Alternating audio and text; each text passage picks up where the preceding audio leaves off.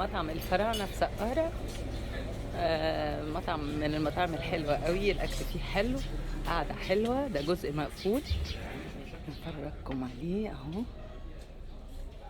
يكفي العدد جروبات مهول لأنه مساحة كبيرة قوي ما شاء الله. صف سريع جدا، خدومين جدا.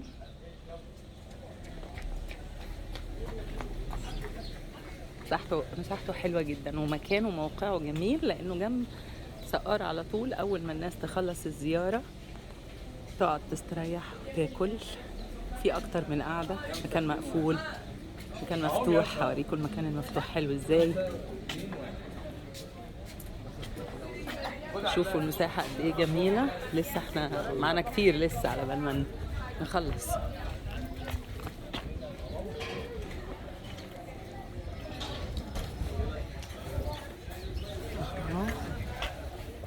دي السلطات اللي بتتقدم.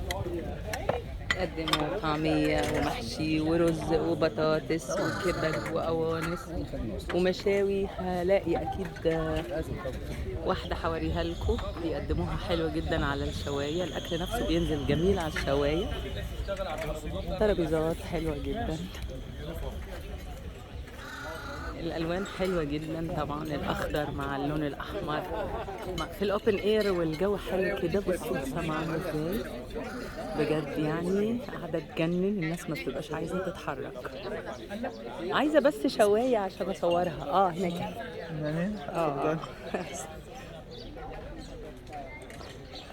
كده الاكل بيتقدم على الشوايات كده. وده جزء معمول للمصريين لسه للسهرات بالليل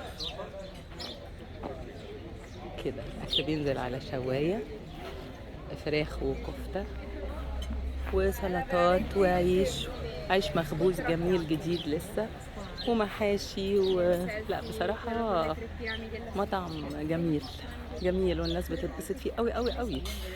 ودول حبايبي دي العيلة اللي معايا. sto facendo un filmino al ristorante. اهو حلو حلو حلو جدا. انا اشجع اي حد عاوز يغدي في مطعم حلو سواء مصريين او اجانب انه يجي مطعم الفراعنه بتاع الحاج سيد. الحاج سيد نفسه اهو واقف هناك بيسرفس بنفسه على الناس، وعلى طول تلاقوه على الترابيزات. واللي محتاج حاجه يديله حاجات، واللي بيطلب قد كده بيديله قد كده. من هنا اهو. وبعدين بيعمل فاكهه. عايزه اقترح عليه يعمل برضو اورينتال ديزرت عشان طلاينة بيحبوه. منظر حلو ازاي. هروح اقترح عليه يعمل لنا حلويات شرقيه علشان طلاينة بيحبوها قوي قوي. ان هي بتخن جدا بس هي حاجه جميله بالنسبه لهم قوي.